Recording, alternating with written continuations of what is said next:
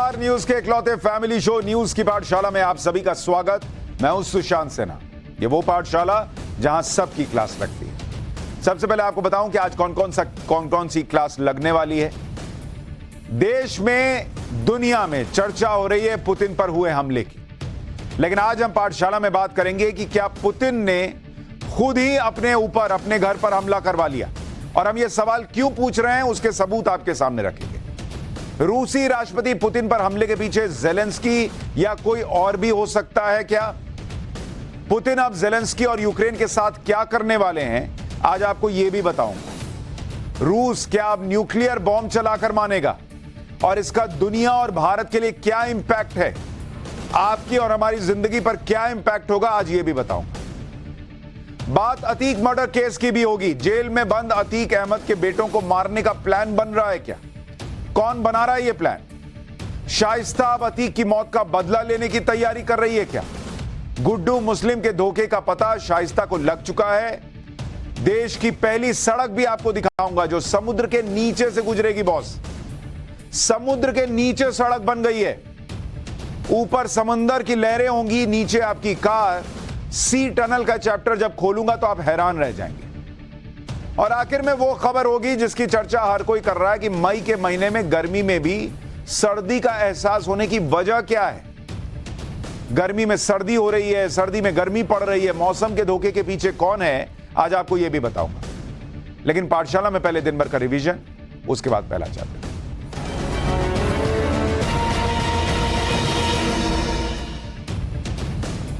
कर्नाटक में मैनिफेस्टो को लेकर कांग्रेस में सियासी दरार पड़ती नजर आ रही है। कांग्रेस के नेता प्रमोद कृष्णम बोले कि जहरीले सांप के बाद बजरंगबली को छेड़ने की क्या जरूरत थी। एआईएमआईएम के चीफ असदुद्दीन ओवैसी ने भी बजरंग दल पर बैन के वादे पर कांग्रेस पर हमला बोला। ओवैसी ने कहा कि बाबरी मस्जिद बनाने का वायदा भूलने वाले बजरंग दल पर बैन नहीं लगाएंगे। प्रधानमंत्री नरेंद्र मोदी ने बजरंग दल पर बैन के वादे को लेकर एक बार फिर कांग्रेस को निशाने पर। दक्षिण कन्नड़ चुनावी रैली के दौरान पीएम मोदी ने बजरंग बली की जय के नारे से भाषण की शुरुआत की। पीएम बोले कि जय बजरंग बली का नारा लगाएं और पोलिंग बूथ पर बीजेपी के लिए बटन दबाएं।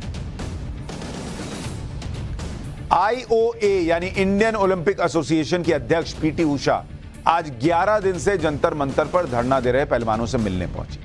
धरने पर बैठे रेसलर्स यौन शोषण के आरोप में कुश्ती संघ के अध्यक्ष बृजभूषण शरण सिंह की गिरफ्तारी की मांग पर अड़े। इससे पहले पीटी उषा ने पहलवानों के धरने को अनुशासनहीनता बताया, जिस पर पहलवानों ने नाराजगी जाहिर करते हुए पलटवार भी किया। माफिया अतीक की हत्या के बाद बांदा जेल में बंद माफिया मुख्तार अंसारी को भी डर सताने लगा। मुख्तार ने इलाहाबाद हाईकोर्ट से सुरक्षा की गुहार लगाई है, जिस पर सुनवाई करते हुए हाईकोर्ट ने डीजी जेल को आदेश दिया कि मुख्तार को पर्याप्त सुरक्षा दी जाए। कोर्ट ने बांदा जेल से ले जाने और लाने के दौरान मुख्तार को लोगों और मीडिया कर्मियों से दूर रखने के भी निर्देश दिए। दिल्ली में Kanjhawala hit and run case जैसा एक और मामला सामने आया है। घटना दिल्ली के सबसे सुरक्षित माने जाने वाले लुटियन जोन इलाके की है। चश्मदीदों के मुताबिक आरोपी ड्राइवर ने पहले 2 बाइक सवारों को टक्कर मारी, जिससे एक युवक उछलकर कार की छत पर जा गिरा। इसके बाद भी कार के ड्राइवर ने 3 किलोमीटर तक गाड़ी नहीं रोकी और बाद में घायल युवक को सड़क पर फेंककर फरार हो गया। तो ये हो गया दिन भर का रिवीजन। अब पाठशाला की पहली क्लास, जिसमें आपको बताऊंगा कि क्या रूस के राष्ट्रपति पुतिन ने खुद ही अपने घर पर हमला करवा लिया है। रूसी राष्ट्रपति पुतिन पर हमले के पीछे क्या जेलेंस्की और नहीं तो कोई और भी हो सकता है? पुतिन अब जेलेंस्की और यूक्रेन के साथ क्या करने वाले हैं, और क्या रूस अब न्यूक्लियर बॉम्ब चलाकर मानेगा? इन सारी घटनाओं का हमारे और आपके जीवन पर क्या असर पड़ेगा, आज इसका चर्चा।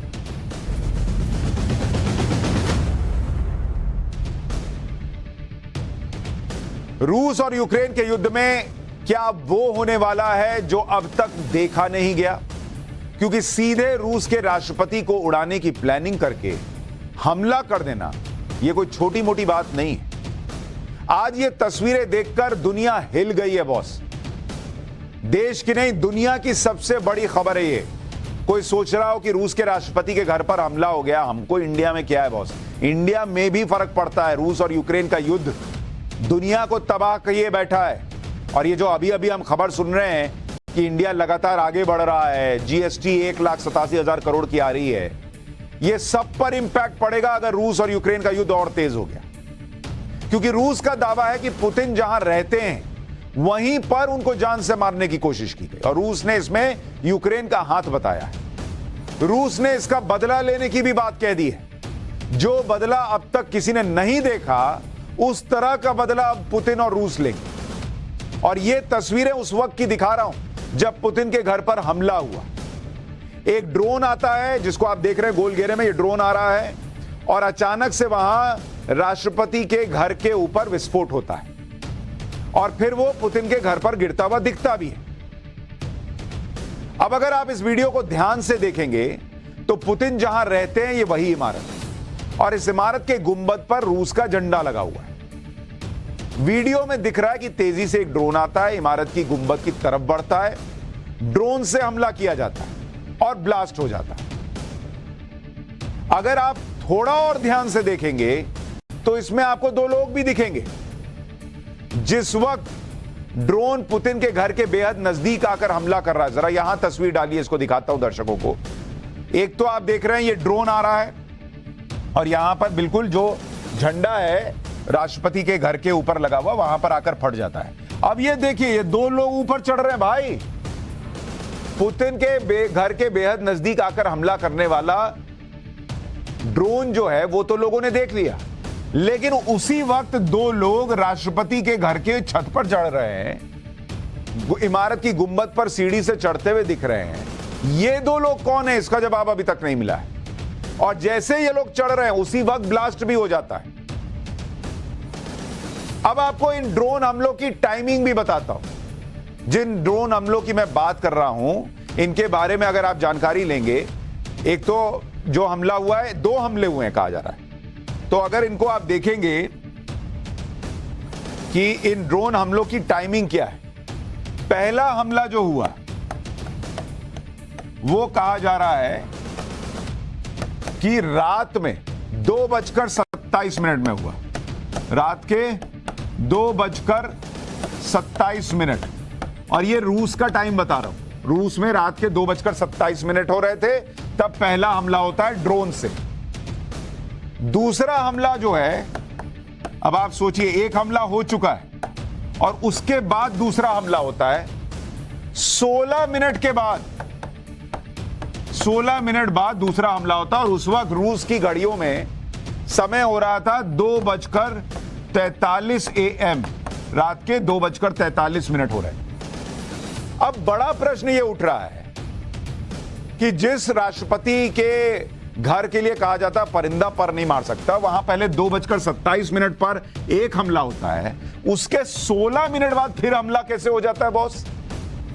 और इसलिए मैंने कहा कि अभी बहुत गंभीरता से डिटेलिंग में जाकर इस खबर को समझने की जरूरत है।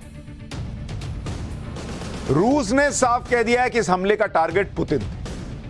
रूस ने हमले पर बयान जारी किया और कहा कि यह राष्ट्रपति पुतिन की जान लेने के लिए प्लानिंग के साथ किया गया हमला है। वो तो इसको आतंकवादी हमला बता रहे हैं और वो कह रहे हैं कि यह हमला यूक्रेन ने करवाया। 9 मई को रूस की विक्ट्री डे परेड से पहले पुतिन को मारने की कोशिश की गई है, जिस परेड में विदेशी मेहमान भी आने वाले हैं। रूस ने कहा कि पुतिन सुरक्षित हैं और अपने पहले से तय कार्यक्रम में कोई बदलाव किए बिना काम कर रहे हैं। रूस ने दावा किया कि जिन दो ड्रोन से हमला किया गया, उन दोनों ड्रोन को मार गिराया गया है। ड्रोन मार गिराए जाने के बाद उसका मलबा पुतिन के आवास के परिसर में बिखरा हुआ है, लेकिन कहीं कोई नुकसान नहीं। रूस ने चेतावनी देते हुए कहा कि उसके पास इस हमले का कहीं भी और कैसे भी जवाब देने का अधिकार है। मतलब वो कह रहा है कि भाई तुम मेरे घर में, राष्ट्रपति के घर पर हमला कर रहे हो, फिर हम तुमको कहां घुस के कब ठोकेंगे ये थोड़ी हम बताएंगे, हम जहां मन करेगा वहां मारेंगे। रूस इस हमले का बदला लेने के लिए पूरी तरह तैयार है। उसने टारगेट दे भी दिया है और उसके टारगेट में क्या क्या चीजें हैं भाई। रूस का टारगेट अब क्या होने वाला है ये बहुत ध्यान से देखिए। रूस का टारगेट रहने वाला है, जिसके लिए कह दिया गया है कि किसको किसको खत्म करना है। टारगेट नंबर 1 ज़ेलेंस्की, क्योंकि भाई ये रूस के लिए, अगर ये हमला ज़ेलेंस्की ने कराया जो वो दावा कर रहा है, तो रूस की नाक की भी लड़ाई है ना भाई। कोई भी कहेगा अरे पुतिन के घर पे इन्होंने हमला कर दिया, तो पुतिन और रूस कह रहे हैं कि ज़ेलेंस्की को ठोक दो, खत्म करो इस आदमी को। दूसरा जो है, यह कहा जा रहा है कि ज़ेलेंस्की का जो ऑफिस है उस ऑफिस पे हमला कर दो। तीसरा कहा जा रहा है जो राजधानी कीव है उस कीव का सेंटर जो है वहां हमला कर दो। चौथा टारगेट दिया गया है यूक्रेन की संसद, कि इनका संसद भवन ही उड़ा दो, ताकि दुनिया को मैसेज चला जाए कि तुमने हिम्मत कैसे की पुतिन पर हमला की। पांचवा टारगेट दिया गया है सेना का दफ्तर। अब आप सोचिए, सेना का दफ्तर ही उड़ जाएगा तो पूरे फौज में क्या ही ताकत रह जाएगी, मनोबल गिर जाएगा। इतना ही नहीं, जो बड़े अधिकारी हैं यूक्रेन के, उनको भी कहा गया कि इनको भी टारगेट करो, मारो इनको। तो ये 6 टारगेट पुतिन की तरफ से दे दिए गए हैं कि ज़ेलेंस्की को खत्म करो, इसका ऑफिस खत्म कर दो, कीव का सेंटर पे हमला कर दो, यूक्रेन की संसद को टारगेट करो, सेना का दफ्तर, बड़े अधिकारी, सबको टारगेट पे ले लो, जो मिले ठोक दो, मार दो इसको। हालांकि जिस वक्त क्रेमलिन में ड्रोन से अटैक हुए तब कहा जा रहा कि पुतिन वहां थे नहीं। हमले के वक्त पुतिन मॉस्को के बाहर नोवो ओगरायोवो नाम की जगह पर थे, जो बताया जाता है कि मॉस्को से 26 किलोमीटर दूर है। नोवो ओगरायोवो में भी पुतिन का एक बड़ा घर है। लेकिन बड़ी बात यह है कि अगर क्रेमलिन पर अटैक हो सकता है तो फिर तो रूस में पुतिन पर कहीं भी अटैक हो सकता है, क्योंकि क्रेमलिन के बारे में जब आपको बताऊंगा कि कैसी वहां सुरक्षा होती है तो आप हैरान रह जाएंगे कि वहां की सुरक्षा जो है उसके बीच में यह हमला हो कैसे गया। क्योंकि क्रेमलिन रूस का पावर सेंटर, मॉस्को के बीचों बीच ये वो जगह है जहां परिंदा भी पर नहीं मार सकता। क्रेमलिन को आप पुतिन का किला कह सकते हैं। यह 68 एकड़ में फैला हुआ इलाका है। यहां 15 से ज्यादा हाई सिक्योरिटी बिल्डिंग है। सुरक्षा के लिए चारों तरफ 20 डिफेंस टावर लगे हुए। 21 फीट मोटी दीवारों से क्रेमलिन की चारदीवारी बनाई गई। इसके नीचे सीक्रेट टनल्स का भी जाल है, मतलब कभी हमला हो जाए और राष्ट्रपति को निकालना हो तो अंदर सीक्रेट सुरंग बनी हुई है। रूस की सेना की सबसे एलीट रेजिमेंट, प्रेसिडेंशियल रेजिमेंट, यहां की सुरक्षा में लगी है। इस रेजिमेंट के जवान 6 फीट से ऊपर के कद के होते हैं, मतलब कोई हल्के फुल्के ऐसे वैसे लोग सिक्योरिटी में लगते ही नहीं है यहां पर। अब यहां पर कई सवाल उठते हैं। जब आप कहेंगे भाई इतनी सिक्योरिटी है, फिर ये ड्रोन उड़ता उड़ता आ कैसे गया? इसीलिए हम कह रहे हैं कि यहां कुछ सवाल उठते हैं, जैसे युद्ध तो 14 महीने से चल रहा है, अब तक क्रेमलिन में अटैक नहीं हो सका, अब कैसे अचानक से अटैक हो गया बॉस? क्या यूक्रेन इतना ताकतवर हो गया कि वो क्रेमलिन में पुतिन के किले तक अटैक कर सकता है? जो खुद हथियार मांग के लड़ रहा है, उसके पास इतनी पावर आ गई, इतनी हिम्मत आ गई कि वो पुतिन को मरवा दे, मरवाने की सोच ले। अगर यूक्रेन इतना ताकतवर हो गया कि वो क्रेमलिन तक ड्रोन अटैक कर सकता है, तो रूस का एयर डिफेंस सिस्टम क्या कर रहा था भाई? तुम दुनिया को एयर डिफेंस सिस्टम बेच रहे हो और तुम्हारे पास इतना डिफेंस सिस्टम नहीं है, एयर डिफेंस सिस्टम, जो रोक सके कि भैया यहां कैसे ड्रोन उड़ता उड़ता राष्ट्रपति के घर पर आ गया। यह बड़े इंपॉर्टेंट प्रश्न है, और इसलिए जब आप इन प्रश्नों को दिमाग में रखेंगे तो आपको समझ में आएगा कि इस हमले को लेकर जो थ्योरी चल रही है उनमें से कौन सही हो सकती है। एक थ्योरी तो यह है कि यूक्रेन ने पुतिन की जान लेने की कोशिश की, जिससे युद्ध भड़के और फिर यूक्रेन को अपने सहयोगियों से और हथियार मिल जाएं। उसको हो सकता है नेटो देश में शामिल कर लिया जाए। मतलब यूक्रेन को लग रहा होगा कि इन लोगों ने तो हमें लड़ने के लिए छोड़ दिया, मरने के लिए छोड़ दिया है। तो यूक्रेन का यह फायदा हो सकता है पहली थ्योरी के मुताबिक कि वो पुतिन पर हमला कराए, पुतिन एकदम बिलबिला जाए, फिर वो पलट के हमला करें, तेज करें, फिर अमेरिका, ब्रिटेन वगैरह वगैरह पे दबाव बने कि भाई ये तो एकदम खत्म ही कर देगा, चलना होगा मदद के लिए। हो सकता है नेटो देश आ जाए और ये जो यूक्रेन और रूस की लड़ाई है वो रूस वर्सेस बाकी के नेटो देश भी बन जाए। तो एक थ्योरी तो ये कि भाई यूक्रेन क्यों ये करना चाहेगा। दूसरी थ्योरी ये है कि रूस ने खुद पर ही यह हमला करवा लिया, पुतिन ने खुद ही अपने घर पर ही हमला करवा लिया, जिससे उसे यूक्रेन पर ज्यादा अटैक करने का मौका मिले और युद्ध जल्दी खत्म हो जाए, क्योंकि रूस भी परेशान है इस लंबे खिंचते युद्ध से। और जिस गति से युद्ध चल रहा है उसमें इतना भी अगर वो प्रोग्रेस करेगा तो लोग कहेंगे देखो रूस मार रहा है, रूस मार रहा है। अब जब यह हमला हो गया और उसके बाद रूस ठोकेगा तो वो ये अपने हाई मॉरल ग्राउंड पे जा सकता है कि तुम मेरे राष्ट्रपति को मारने आए थे जी, तुम क्या सोचते हो हम तुमको छोड़ देंगे?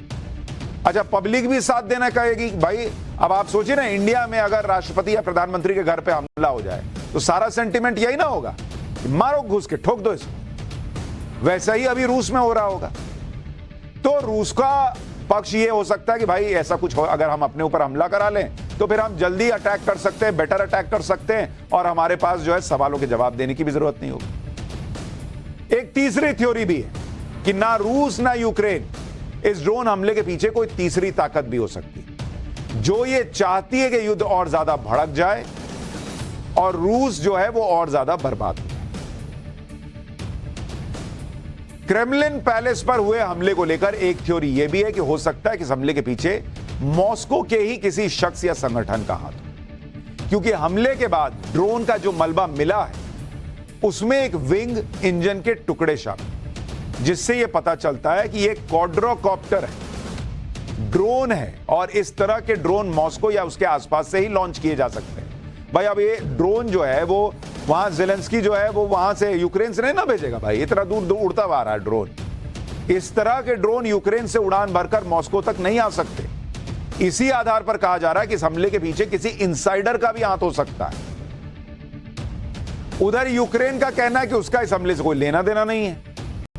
यूक्रेन के राष्ट्रपति के प्रवक्ता ने बयान दिया है, वो कह रहे हैं कि मॉस्को में जो हुआ वो 9 मई से पहले युद्ध को भड़काने का डिजाइन है। मतलब जो हम कह रहे हैं कि एक एंगल ये हो सकता है कि युद्ध को भड़काया जाए, रूस ये चाह रहा हो, तो ज़ेलेंस्की भी यही कह रहा है कि ये युद्ध को भड़काने के लिए हो रहा है, क्योंकि 9 मई को रूस की सालाना विक्ट्री डे परेड होनी है। यूक्रेन का दावा है कि वो अपने इलाकों की रक्षा के लिए लड़ रहा है, इसलिए रूस के इलाकों में जाकर हमला करना उसके टारगेट में ही नहीं है। वो कह रहा हम तो खुद को बचा रहे हैं भाई, हम तुमको कहां मारने जाएंगे।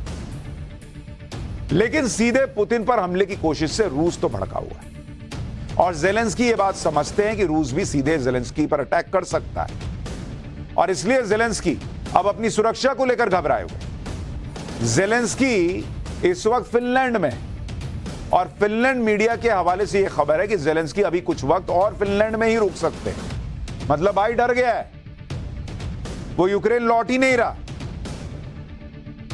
वो ज़ेलेंस्की का दौरा एक दिन का ही था, लेकिन अब ये खबरें आ रही हैं कि ज़ेलेंस्की अभी वहीं रुकेंगे फिनलैंड। और ये भाई साहब दुनिया भर को ये बताते फिरते हैं कि हेलो बॉस, हम लड़ रहे हैं मिलके, हम डरते नहीं है किसी से। अभी एक अटैक हुआ, और जब इसको समझ में आ गया कि अब ये तो हमको नहीं छोड़ेगा, ये तो हमको भी टारगेट करेगा, तो ये भाई फिनलैंड में ही रुक गया, ये यूक्रेन ही नहीं लौट रहा। यूक्रेन के राष्ट्रपति ज़ेलेंस्की को 13 मई को बर्लिन जाना है। हालांकि ज़ेलेंस्की के इस दौरे को सीक्रेट रखा गया था, लेकिन जर्मन मीडिया में यह बात लीक हो गई। इस बात पर यूक्रेन की सरकार ने नाराजगी भी जताई है और इसे गैर जिम्मेदाराना बताया। यूक्रेन ने यह संकेत दिए हैं कि शायद यह दौरा रद्द भी हो जाए। यूक्रेन और ज़ेलेंस्की इसलिए डरे हुए हैं क्योंकि रूस की संसद के प्रवक्ता ने कहा कि रूस को अब ऐसे विध्वंसक हथियारों का इस्तेमाल करना चाहिए जो सब कुछ तबाह करने में सक्षम हो और एक बार में युद्ध को खत्म कर दे। मतलब आप देख रहे हैं, अब ऐसा लग रहा है कि ये लोग तो न्यूक्लियर बॉम्ब भी फोड़ना पड़े तो फोड़ने को तैयार हो जाएंगे। इस हमले के बाद रूस को अब यूक्रेन के राष्ट्रपति ज़ेलेंस्की ने से कोई बातचीत करनी ही नहीं है। मतलब उन्होंने कहा बातचीत का क्या मतलब भाई, तुम मेरे घर पे हमला कर दिया, अब क्या बातचीत होगी। रूस के नेता यूक्रेन को तबाह करने की बात कर रहे हैं। वहीं इस हमले में ज़ेलेंस्की का भी पहला रिएक्शन आ गया। ज़ेलेंस्की ने कहा है कि क्रेमलिन पर हमले के पीछे यूक्रेन का हाथ नहीं है, रूस जानबूझकर 9 मई से पहले यह माहौल भड़का रहा है। पुतिन पर हमले की खबर के बीच ज़ेलेंस्की आज फिनलैंड में है, और वो फिनलैंड इसलिए गए हुए हैं ताकि उन्हें युद्ध लड़ने के लिए कुछ हथियार मिल जाए। फिनलैंड में ज़ेलेंस्की 4 देशों के राष्ट्राध्यक्ष से मिले। ज़ेलेंस्की ने कहा कि हमें एयरक्राफ्ट की जरूरत है। वो ये बात कई बार कह चुके हैं और फिर से कहते हैं कि उन्हें एयरक्राफ्ट की सख्त जरूरत है। ज़ेलेंस्की ने कहा कि उन्हें भरोसा है कि यूक्रेन को जल्द एयरक्राफ्ट मिलेंगे, क्योंकि यूक्रेन दिखा चुका है कि वो 3 दिन में हारने वाला नहीं है। ज़ेलेंस्की ये भी कह रहे हैं कि यूक्रेन ने साबित किया तो कुछ हथियार मिले, फिर यूक्रेन ने ये दिखाया कि वो युद्ध में बढ़त बना सकता है, इसके बाद यूक्रेन को कुछ और हथियार मिले, और अब जब यूक्रेन करारा जवाब देने वाला है तो उन्हें भरोसा है कि इसके बाद जल्द से जल्द एयरक्राफ्ट मिल जाए। मतलब ये भाई जो है वो भीख मांग मांग के युद्ध लड़ रहा है और कह रहे देखो अभी तो मैं करारा जवाब दूंगा। अरे करारा जवाब दे सकते हो तो फिनलैंड में क्यों रुके हो, जाओ यूक्रेन वापस। ये वही ज़ेलेंस्की हैं जिन्हें पुतिन से भिड़ने के लिए दुनिया हीरो बना रही। टाइम मैगजीन के कवर पेज में ज़ेलेंस्की की तस्वीरें छापी जा रही। उन्हें टाइम मैगजीन ने पर्सन ऑफ द ईयर चुना था। यूरोप की कई देशों की संसदों में ज़ेलेंस्की के लिए तालियां बजा करती थी। वहां के नेता ज़ेलेंस्की को बहादुर योद्धा और सुपर हीरो बताने में जुटे हुए थे। और अब जैसे ही ये खबरें आ रही हैं कि पुतिन ने कहा कि ठोक दो इसको, ये भाई का सारा कॉन्फिडेंस ही हिल गया। कह रहे नहीं, मैं फिनलैंड में ठीक हूं, मैं कहां यूक्रेन जाऊंगा। जब ज़ेलेंस्की खुद ये कह रहे हैं कि युद्ध में यूक्रेन के परफॉर्मेंस को देखकर ही उसे यूरोप और सहयोगी देशों से हथियार मिल रहे हैं, तो पुतिन के हमले को लेकर भी यूक्रेन पर संदेह जाता है कि कहीं ये हथियार लेने की उसकी एक बड़ी प्लानिंग का हिस्सा तो नहीं। क्योंकि आप देखिए कि यूक्रेन महीनों से कई अहम हथियार मांग रहा है, लेकिन वो हथियार उसे मिल नहीं रहे। यूक्रेन की डिमांड है कि अमेरिका उसे F-16 लड़ाकू विमान दे, अब तक नहीं मिला। अमेरिका का पैट्रियट मिसाइल सिस्टम दे, कहा था अक्टूबर में दे देंगे, अप्रैल में मामला पहुंचा। अमेरिका के एब्राम्स टैंक्स मांगे गए, अभी कहा जा रहा डिलीवरी में 1 साल लगेगा। तो जो दूसरी थ्योरी चल रही है कि पुतिन पर हमला इसलिए कराया कि कम से कम अर्जेंसी समझे बाकी के देश और पुतिन हमला करें तो कुछ हथियार मिल जाएं यूक्रेन को, यह भी एक वजह हो सकती है। ज़ेलेंस्की जगह जगह जाकर एयरक्राफ्ट मांग रहे हैं, क्योंकि यूक्रेन को पता है कि अगर उसे एयरक्राफ्ट नहीं मिले तो युद्ध में हार निश्चित है। हाल ही में अमेरिका के रक्षा विभाग पेंटागन के कुछ सीक्रेट डॉक्यूमेंट लीक हुए थे। उनमें भी यह बात कही गई थी कि डॉक्यूमेंट्स में इस बात का जिक्र है कि यूक्रेन के पास एयर डिफेंस सिस्टम में इस्तेमाल होने वाली मिसाइलों का स्टॉक खत्म होने वाला है।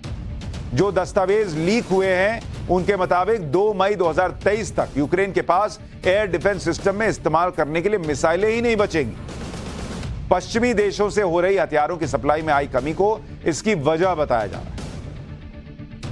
यूक्रेन की एक बड़ी समस्या यह भी है कि उसे जो हथियार मिल रहे हैं उनमें ऐसा नहीं है कि सभी हथियार अच्छी कंडीशन में। कई हथियार जो यूक्रेन को डिलीवर किए गए हैं वो तो बैटल रेडी भी नहीं।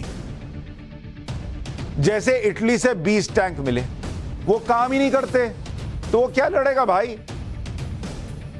इस तरह के भी हथियार दिए जा रहे हैं। अमेरिका ने भी पुराने हथियार भेजे थे, मैंने आपको पहले भी बताया था। तो सवाल एक दूसरा एंगल ये भी है कि भाई जिसके पास हथियार ही नहीं है वो क्या पुतिन पर हमला करेगा। इसलिए सवाल उठता कि क्या पुतिन ने खुद पर हमला करा लिया।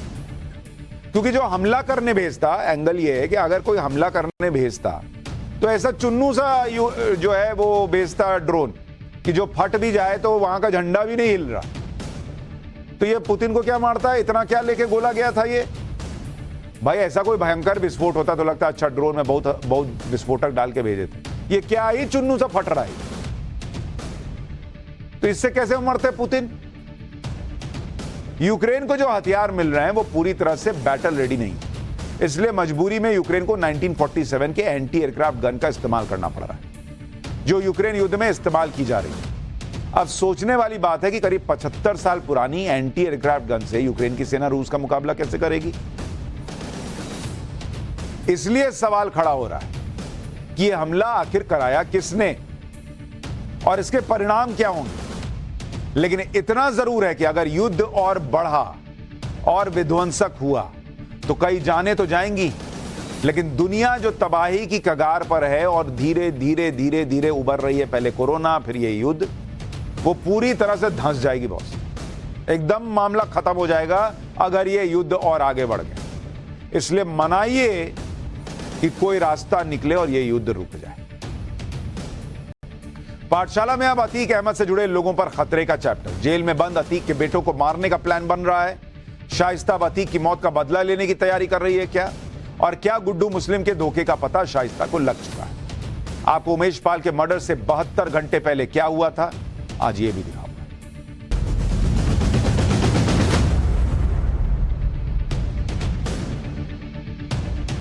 अतीक अहमद मर्डर केस के बाद जिस तरह से घटनाएं हो रही हैं, जो सीरीज ऑफ इवेंट शुरू हुए वो खत्म होने का नाम ही नहीं ले रहे।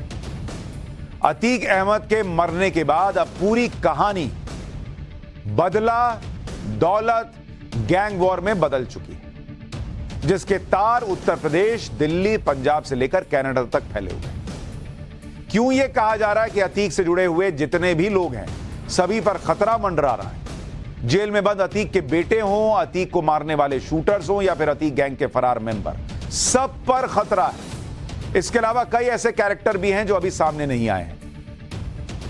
आज सबके बारे में आपको बताऊंगा। पाठशाला में मैंने कल भी बताया था कि अतीक अहमद की मौत के बाद घटनाओं का सिलसिला बहुत तेजी से बढ़ा है। जिस तरह से दिल्ली की तिहाड़ जेल में गैंगस्टर टिल्लू ताजपुरिया को मारा गया, उसके बाद जिसका भी नाम अतीक से जुड़ा है उसकी सुरक्षा बढ़ा दी गई और सबसे ज्यादा सुरक्षा अतीक अहमद को मारने वाले तीनों शूटर्स को बढ़ाकर दी गई। अतीक अहमद पर गोलियां बरसाने वाले तीनों शूटर सनी, लवलेश और अरुण फिलहाल जेल में बंद। पिछले महीने अप्रैल में जब तीनों को प्रयागराज कोर्ट में पेश किया गया था तो उस समय भारी सुरक्षा व्यवस्था की गई। तीनों शूटर्स को पुलिस कवर के बीच लगभग भागते हुए कोर्ट में ले जाया गया, जिसे देखकर लोगों ने कहा था कि ऐसा तो जेड सिक्योरिटी में भी नहीं होता भाई।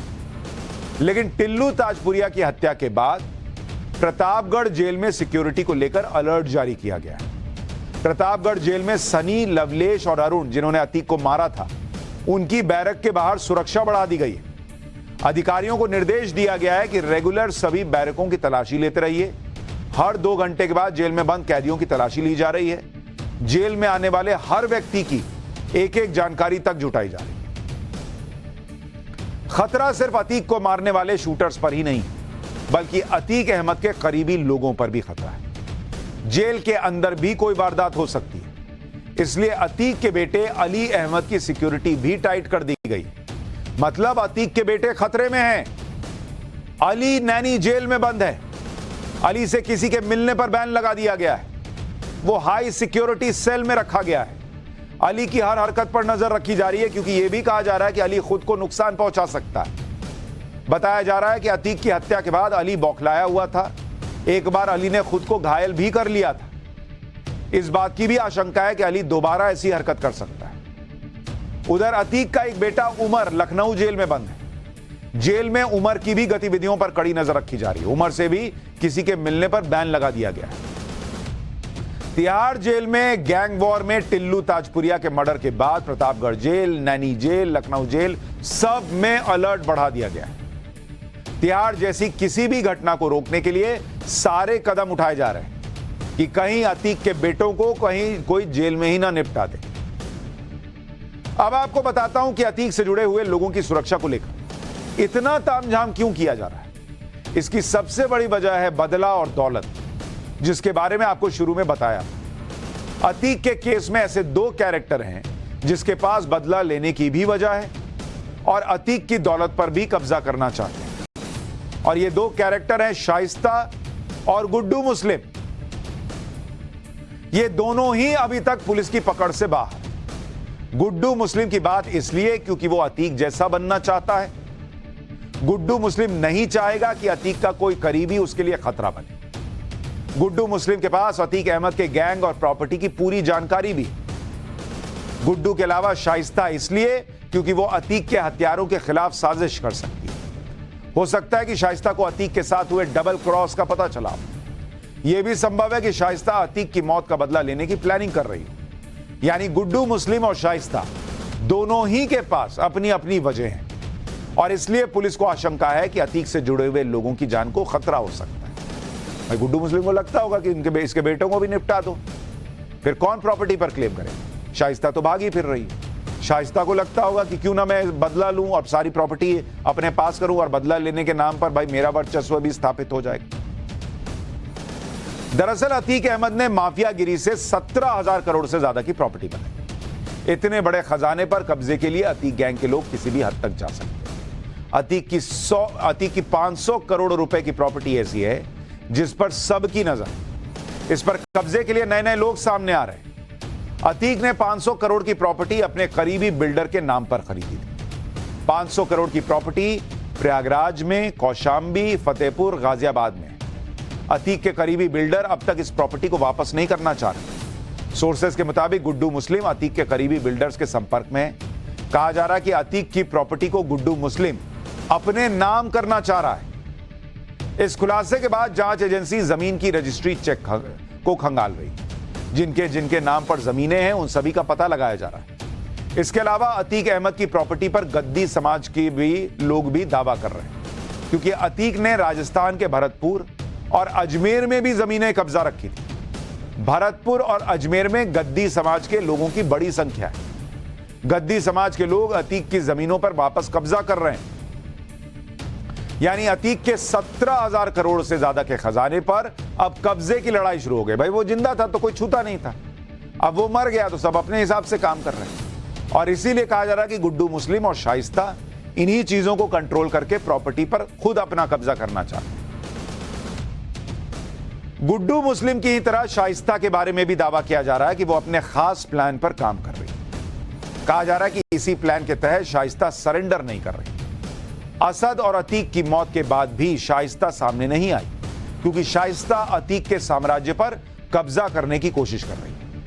शाइस्ता अपने वकीलों की मदद से अतीक की प्रॉपर्टी अपने नाम करवा रही है। पुलिस के पास शाइस्ता की मदद करने वाले वकीलों के बारे में जानकारी भी है। शाइस्ता की कोशिश है कि उसके चारों बेटों के लिए अतीक का साम्राज्य बचा रहे। अगर अतीक का साम्राज्य हाथ से निकल गया तो अतीक की मौत का बदला वो कभी नहीं ले पाएगी। यानी कुल मिलाकर शाइस्ता का प्लान है कि वो अतीक की संपत्ति, उसके पैसे, कारोबार पर पूरी तरह से कंट्रोल हासिल करे और उसके बाद सरेंडर करे। हालांकि जिस तरह से पुलिस शाइस्ता के पीछे लगी है, उससे लगता नहीं कि शाइस्ता का प्लान कामयाब हो पाएगा। अतीक के गैंग के लोग गुड्डू मुस्लिम, शाइस्ता परवीन सब अपने अपने दांव चल रहे हैं।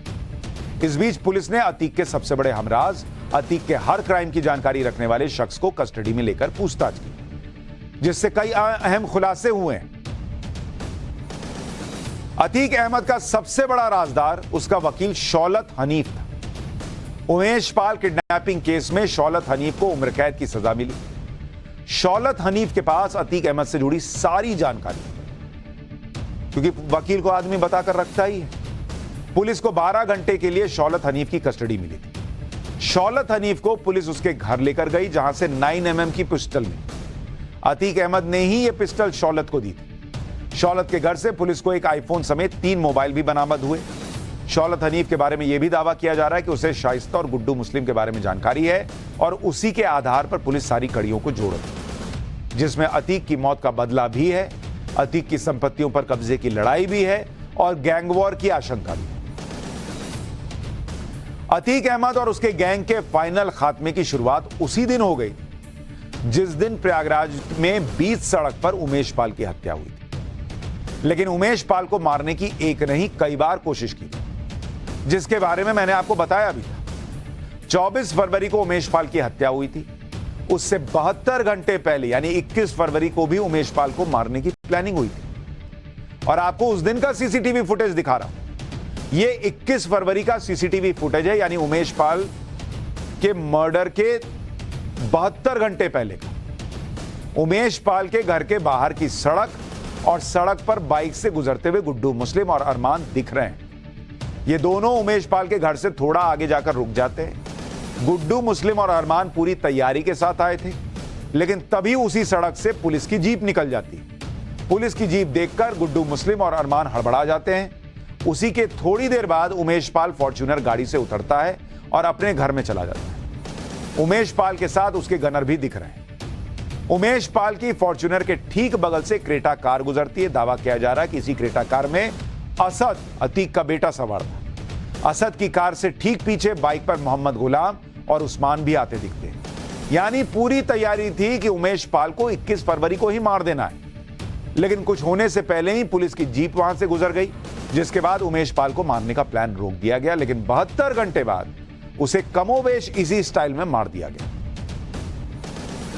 अतीक तो जमीन के नीचे दफन हो चुका है, लेकिन अब पाठशाला में समंदर के नीचे उस टनल का चैप्टर, जिसमें भारत में पहली बार गाड़ियां पानी के नीचे चलेंगी। यानी पहली बार ऐसी सड़क होगी कि वो सड़क समंदर के नीचे। पहली बार ऐसा होगा जब ऊपर समंदर और नीचे सड़क होगी और आपकी गाड़ी उस पर चल रही है।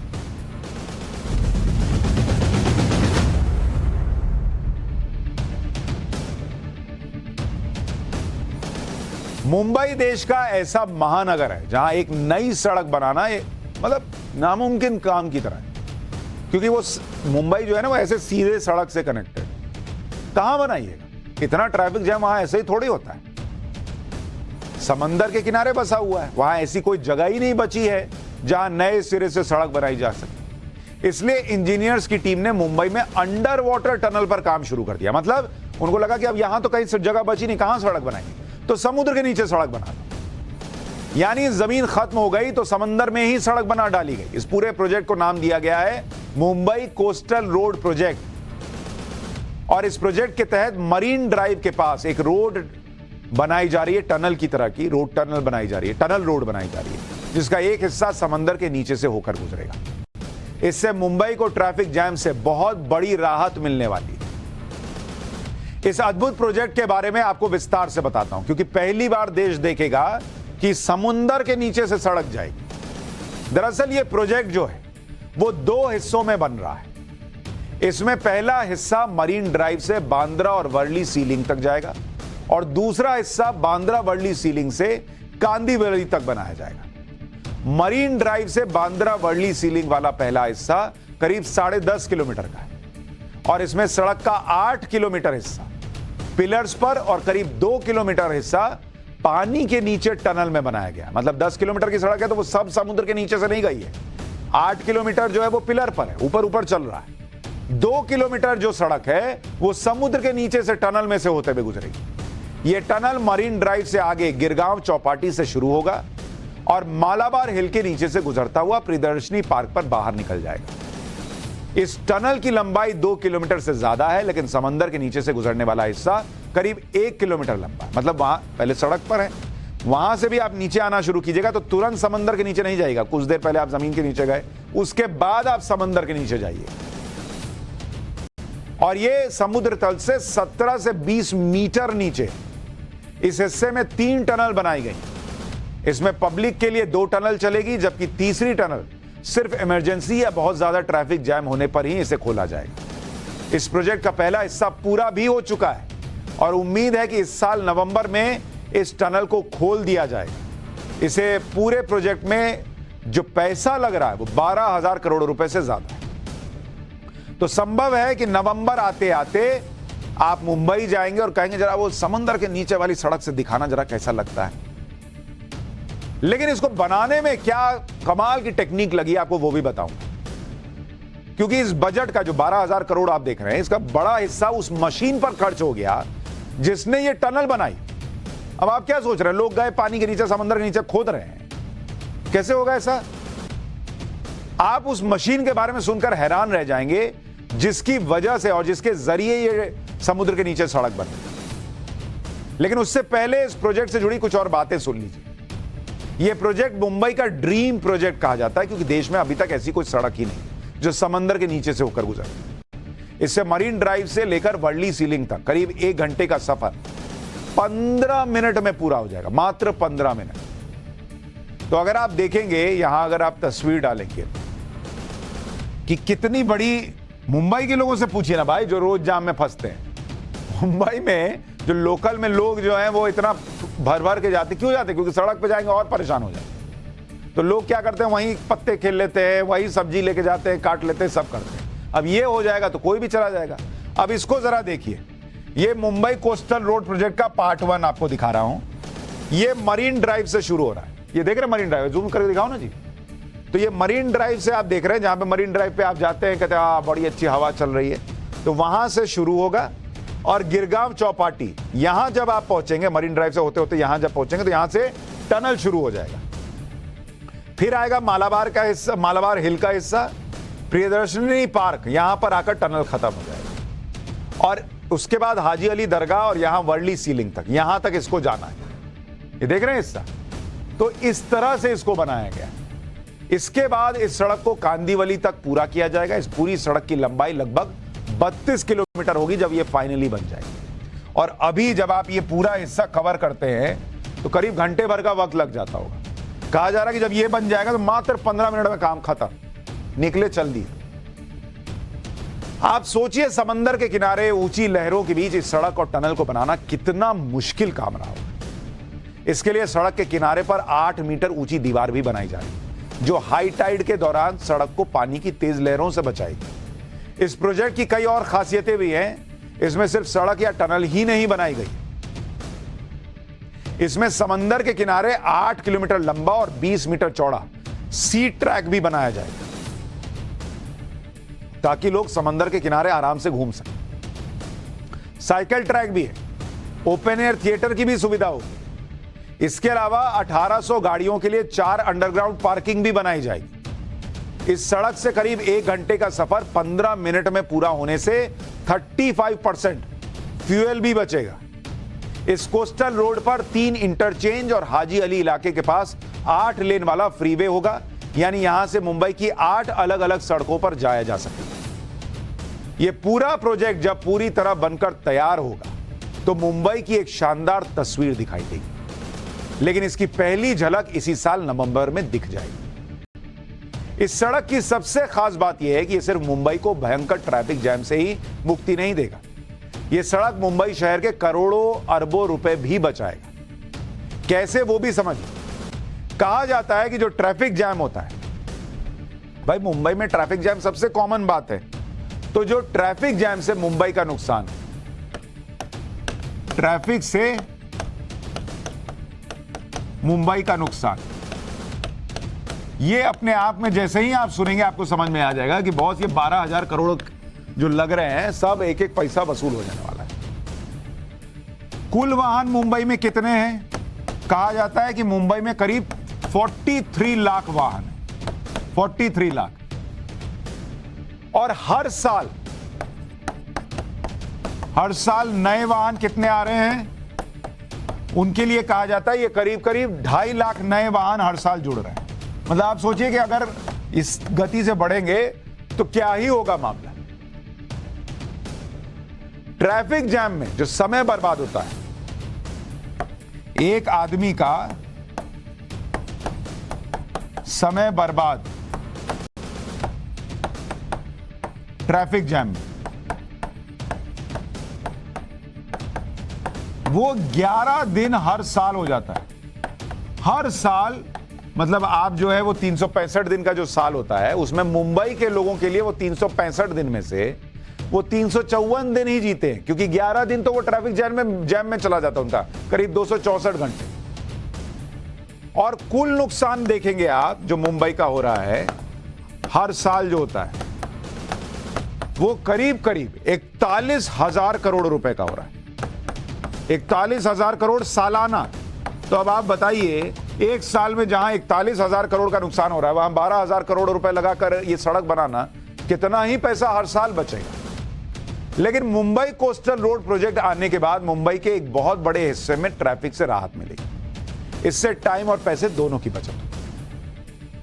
अब आपको इस प्रोजेक्ट के सबसे बड़े सुपरस्टार से मिलवाता हूं, जिसके बिना यह प्रोजेक्ट पूरा होना संभव ही नहीं। और यह कोई इंसान नहीं है, बल्कि एक मशीन है, जिसके बिना इस टनल को बनाना नामुमकिन हो जाता।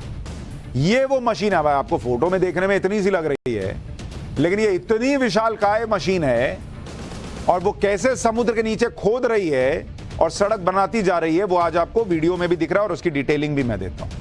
इसका नाम है मावला, जो एक TBM यानी टनल बोरिंग मशीन है। इसी मशीन की मदद से खुदाई करते हुए ये टनल बनाई गई। ये बोरिंग मशीन करीब 5 मंजिल ऊंची है। मैं कह रहा हूं ना, फोटो में आपको छोटी लग रही है, 5 मंजिल ऊंची तो ये मशीन है, और इसकी लंबाई 40 फीट है। यह हर रोज 8 मीटर की खुदाई करती है, जबकि दूसरी बोरिंग मशीन 5 मीटर ही खुदाई कर पाती है। यह सुनने में आपको बहुत छोटी सी बात लग रही होगी, लेकिन इस 3 मीटर ज्यादा काम करने के लिए इस मशीन को चीन से मंगवाया गया है। इसे मुंबई के पोर्ट से कंस्ट्रक्शन साइट तक लाने में करीब 30 से ज्यादा बड़े ट्रक लगे थे। ये इतनी बड़ी मशीन है। हैरानी तो आपको यह जानकर होगी कि इस मशीन को असेंबल करने में ही 3 महीने लग गए।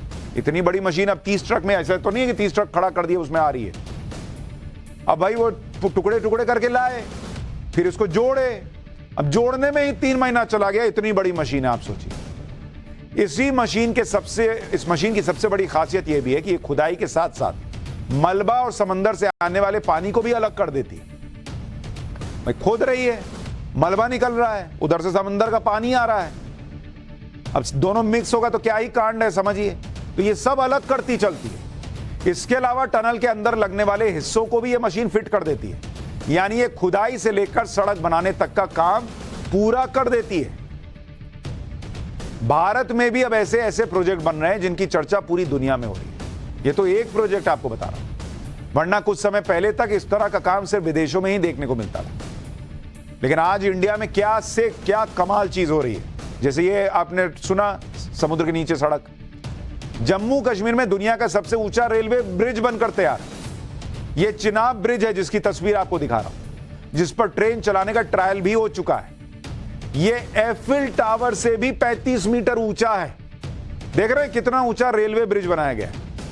और यह ब्रिज इतना मजबूत बनाया गया है कि भूकंप आए, तेज हवा के झटके हों, इसको कोई नुकसान नहीं होने वाला।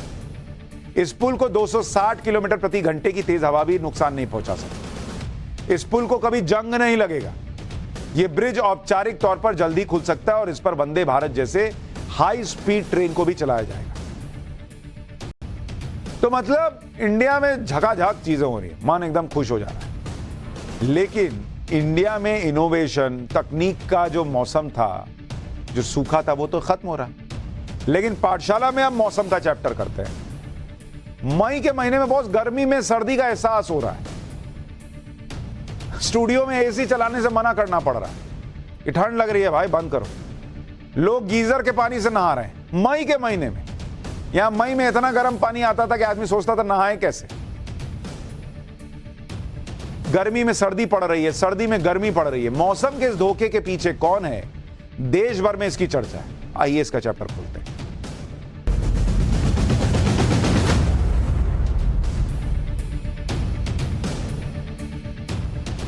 जिस तरह का मौसम अभी है, ऐसा मौसम कभी देखा ही नहीं गया। मई के मौसम में लोग गीजर चलाकर नहा रहे हैं। एसी चलाना तो दूर, लोग घरों में पंखे तक नहीं चला पा रहे हैं।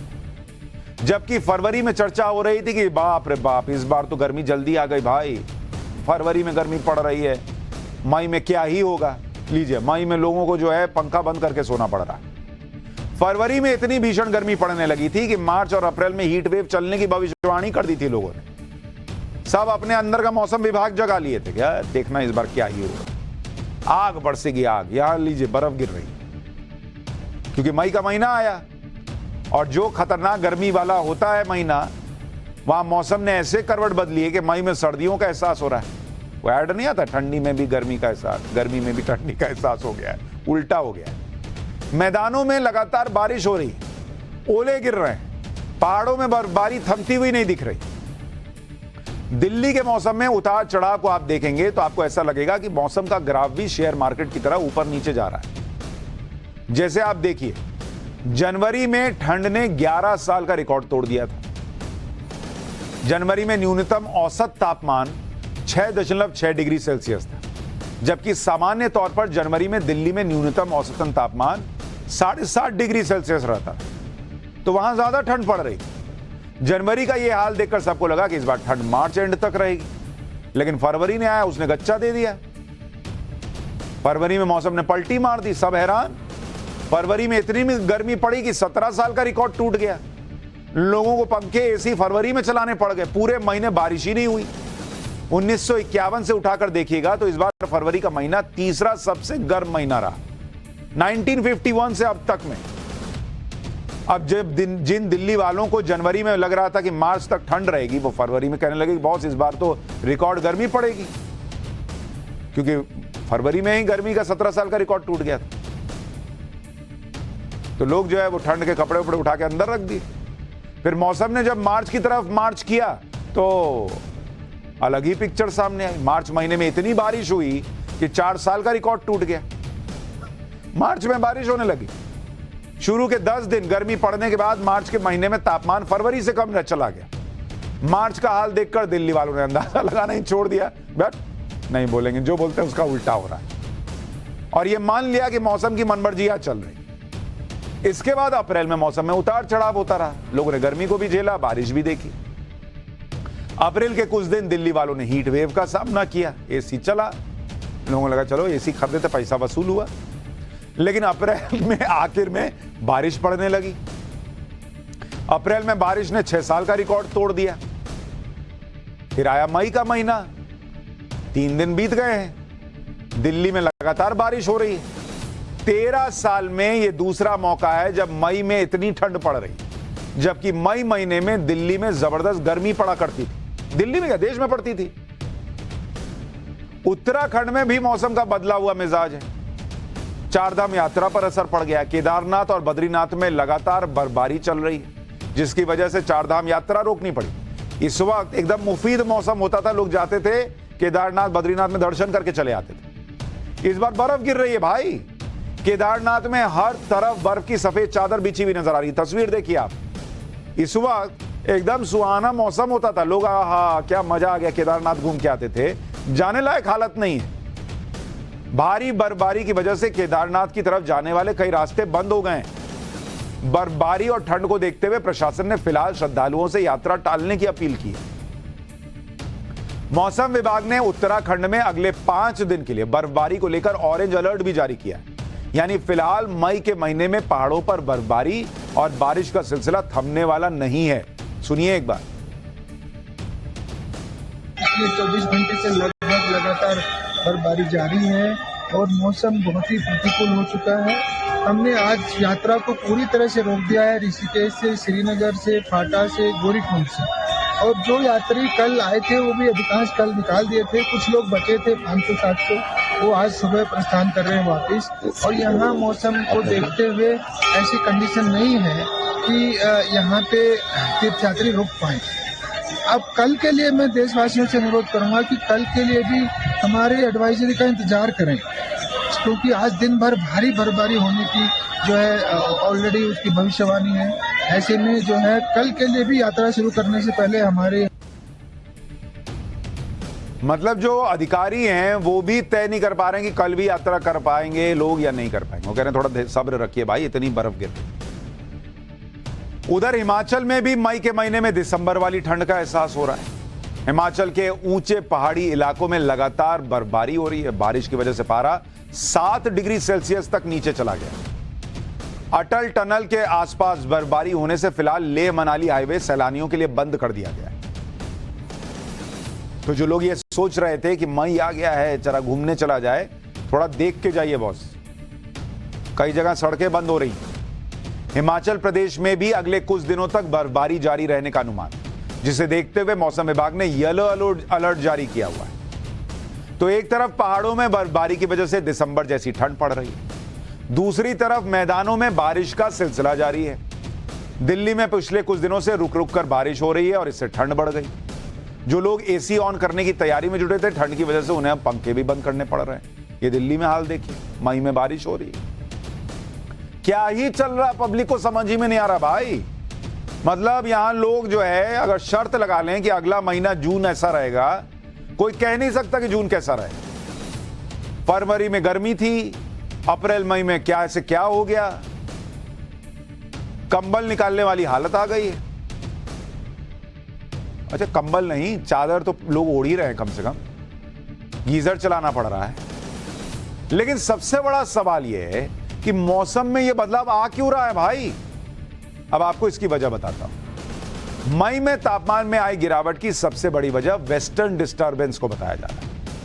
मार्च और अप्रैल के महीने में भी करीब 6 वेस्टर्न डिस्टर्बेंस आए, जिसकी वजह से इन 2 महीनों का बड़ा हिस्सा बारिश और ठंडी हवाओं के बीच गुजरा। जबकि इस साल जनवरी और फरवरी में मिलाकर सिर्फ 2 वेस्टर्न डिस्टर्बेंस आए। इसलिए फरवरी के महीने में देश के कई हिस्सों में तापमान 40 डिग्री के पार चला गया। वेस्टर्न डिस्टर्बेंस की वजह से मई में पहाड़ों पर भारी बर्फबारी हो रही, तो मैदानों में आसमान से हो रही ओलों की बारिश ने बर्फबारी का एहसास कराया। राजस्थान के बीकानेर की तस्वीर आपको दिखा रहा हूं। बीकानेर में आसमान से इतने ओले बरसे कि खेतों में हर तरफ बर्फ की सफेद चादर बिछी हुई नजर आ रही है। राजस्थान के बीकानेर की तस्वीर दिखा रहा हूं। बीकानेर में लोगों को मनाली लग रहा है। कहां वहां इतनी आग बरसती थी, वहां बर्फ गिरी हुई, ओले ओले हैं ये बीकानेर में। आसमान से ओले गिरने की कुछ ऐसी ही तस्वीरें मध्य प्रदेश के सीहोर और शाजापुर से भी सामने आई। शाजापुर में कुछ ही देर में इतने ओले गिर गए कि घरों के बाहर बर्फ का ढेर लगा हुआ दिखाई दिया। एक और तस्वीर देखिए, मध्य प्रदेश के बुरहानपुर में बारिश के साथ गिरे ओलों से पारा तो लुढ़का ही, लेकिन आंवले से भी बड़े आकार के ओले गिरने से लोगों में दहशत बढ़ गई। इतने बड़े बड़े ओले गिरे। भारत में मौसम का कैलेंडर देखें तो मई वो महीना है जब देश के अलग अलग हिस्सों में भीषण गर्मी पड़ती है। कई राज्यों में पारा 50 के पार चला जाता था मई में, लेकिन इस बार हालत यह है कि दिल्ली में मई की शुरुआत में 3 दिन में सूरज ही नहीं देखने को मिल रहा है। आप देखिए कि पिछले साल दिल्ली में 1 मई का अधिकतम तापमान 41 डिग्री सेल्सियस था, 1 मई को 41 डिग्री, और न्यूनतम तापमान जो है 1 मई को लास्ट ईयर 26 डिग्री सेल्सियस। इस साल दिल्ली में 1 मई को अधिकतम तापमान ही 26 है। जो पिछले साल न्यूनतम था वो इस साल अधिकतम हो गया है, और पिछले साल से 15 डिग्री कम है ये अधिकतम तापमान। कहां 41 डिग्री, कहां 26 डिग्री, और न्यूनतम तापमान इस बार 20 डिग्री सेल्सियस रहा है 1 मई को। यानी जिस तरह का टेम्परेचर मई का दिख रहा है वो फरवरी का टेम्परेचर होता है, जब सर्दियां खत्म हो रही होती हैं, जब हल्की हल्की ठंड होती है। लेकिन मई में मौसम इतना बदल गया है कि अब आप कह रहे हैं कि भैया क्या ही मामला है। तो मौसम तो बदल रहा है, लेकिन आपको नहीं बदलना है। आपको पाठशाला के साथ साथ नव भारत में बने रहना, चैनल नहीं बदलना है। एक छोटा सा ब्रेक ले रहा हूं। ब्रेक के बाद क्या मन की बात के प्रचार में 830 करोड़ रुपए खर्च हुए हैं, इसका सच बताऊं।